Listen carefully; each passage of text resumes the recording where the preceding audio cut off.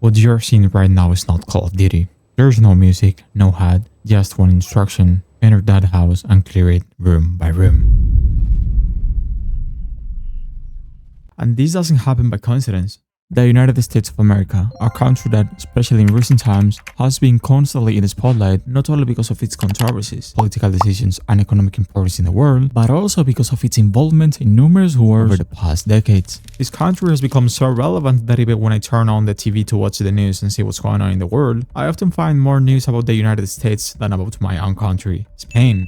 Irán sigue pesando la amenaza de un ataque de Estados Unidos que mantiene un gran despliegue militar en la región. Please, stop! When did we turn into the 51st state of the United States? Anyways, this is not a coincidence. The truth is that the decisions and interventions of the United States affect many countries in one way or another. One of those decisions had a massive impact on the Middle East, specifically on Iraq.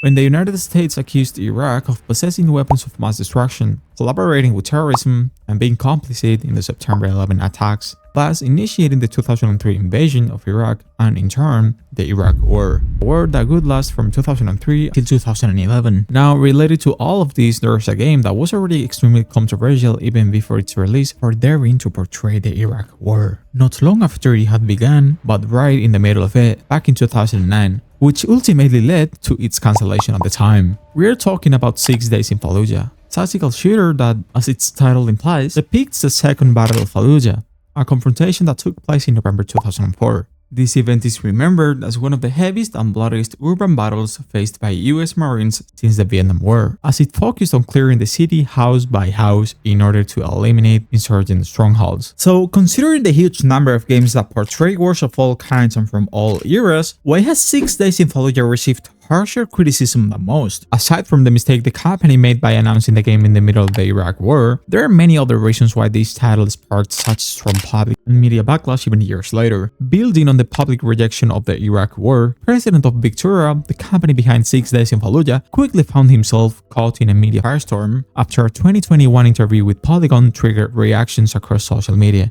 including from people who had served in Fallujah. The president of Victoria's responses emphasized that the team was not trying to make a political statement with 6 days, and he defended the decision not to address war crimes attributed to US troops in the game. The problem is that even if you claim not to make a political statement when creating a game based on a real war, the very act of choosing what to show and what to leave out is already a political decision, because war is not only an armed conflict, but also a political one. The Iraq situation cannot be won by military means alone. There has to be political reconciliation to go with it. There has to be a emergence of a democracy. That's been my position ever since it started. Al-Qaeda is still dangerous. They're dangerous in Iraq. They're dangerous elsewhere. Al-Qaeda is not going to go away anytime soon. That's why it's important for us to be listening and finding out what their intentions are. What are their plans? So we can respond to them. And even when the game's creator states, we don't judge the war, we just show what the Marines experienced. That already creates selective empathy. It chooses who gets humanized and who doesn't. It builds empathy for US soldiers, portrays Iraqi civilians as trapped victims, and never allows the players to experience the conflict from the perspective of an insurgent. And here we open a can of worms that, despite being extremely important, is barely mentioned, because it's not always easy to notice, and that is omission.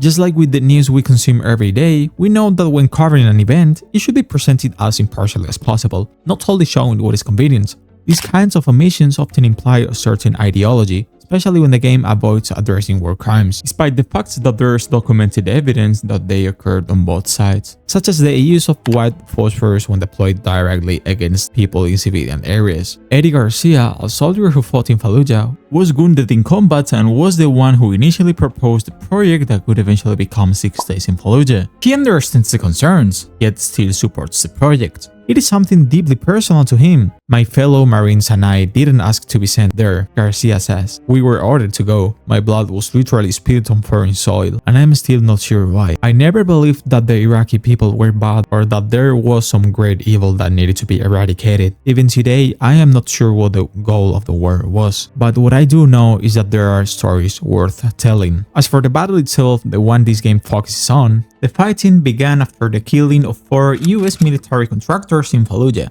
and 5 US soldiers in nearby Habaniyah in March 2004. On April 3rd, a decision was made to take Fallujah and find those responsible. The battle lasted nearly a month, followed by a second battle in November. 6 Days in Fallujah is based on the first engagement. And since this game is best known for its extreme immersion in the war we've been discussing, why don't we play it and experience firsthand what US soldiers went through during this brutal battle?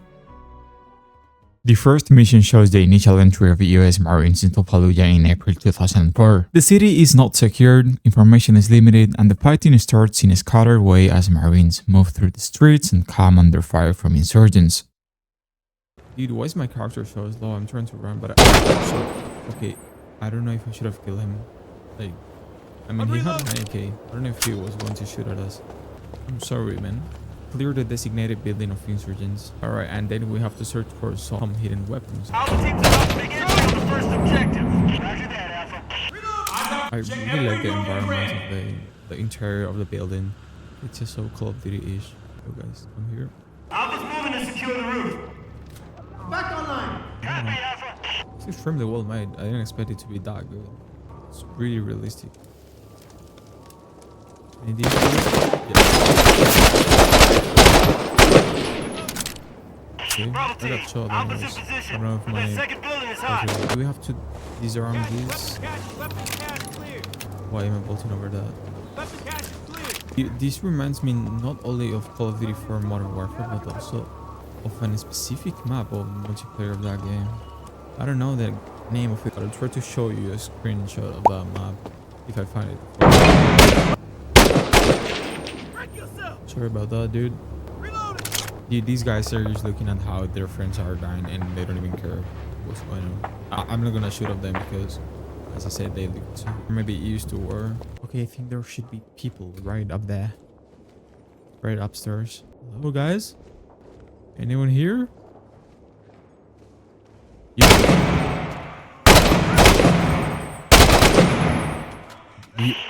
What the fuck are so many people here? Okay, I think that was the easiest mission I've ever played in my life. Like, I literally finished it in less than 5 minutes. Like, what the fuck, dude? But fortunately, that wasn't the case for the second mission. The second mission is about taking out several key Al-Qaeda terrorist centers to disarm them. Third time I'm trying this mission because in the previous 2 attempts, since I had no HUD, I had no idea where I was. Wait, what the heck is going on?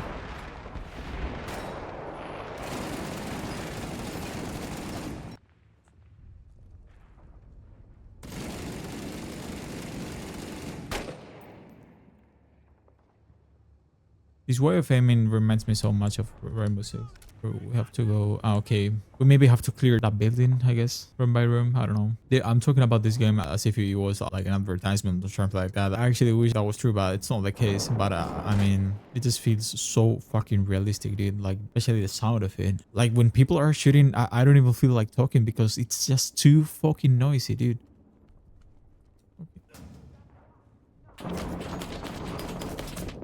Going dead. I accidentally shot my teammates. What are you doing? Okay, he's healing me. Thank you, mate.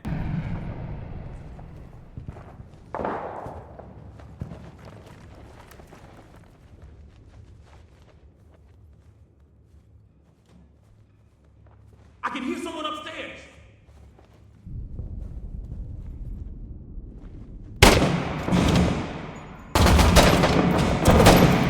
3 fucking clean shots, dude. Allahu Akbar? Where is that coming from? Is there a guy over that building? I don't know. A random light. I don't even know what I saw. Yo, guys, anyone here? Yeah, maybe. Okay, that guy's dead. Fuck. Like, I mean, he was standing up here shooting there, but no one was there, so I don't even know what he was doing. Maybe he was blind? Probably. I don't know. Alright, I think we have to pull that off. Yeah. Ready 2, first squad. Flag house is secure. We're going to continue south to the objective. Negative, first squad. Rally on Gator and stand by. We may need to redirect you. Yes, sir. Roger that. Moving to Gator. Alright.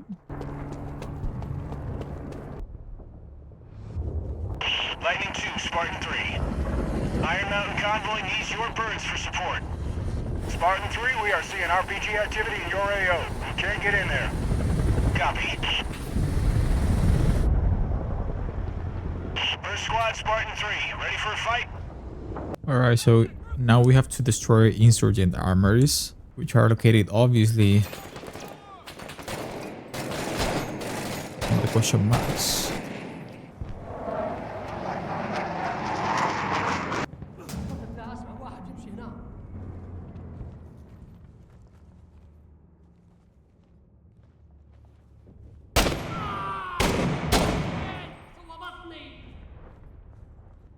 can hear him moving.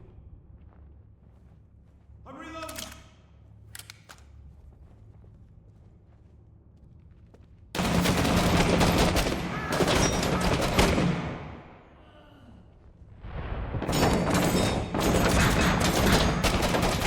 What the fuck? There's people everywhere. I think that guy was not going to shoot us.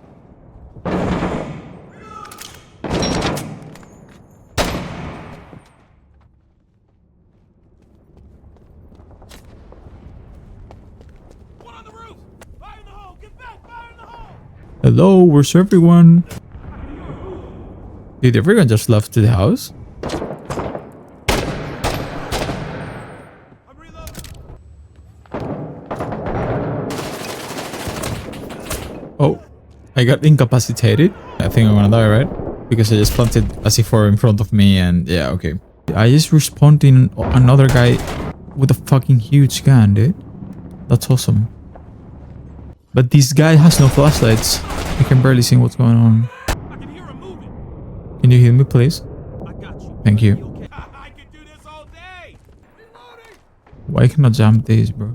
Squad 3, we found a cache of heavy weapons. We're blowing in place. Sit, nothing. Okay, so I think I have to plant a C4 here in order to destroy this whole armory created by the insurgents, I guess. C4 set. Get out of the building. The building? Dude, I'm not that fast. Dude, someone's gonna die. Okay, we're good. Contact inside the building.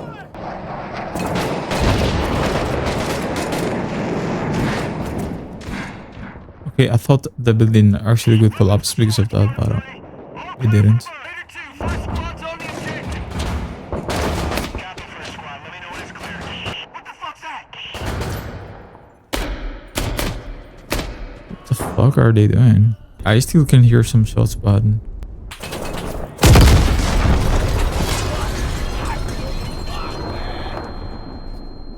Oh. Mission successful. That's how it finishes, dude. And yeah, that's how abruptly this second mission ends.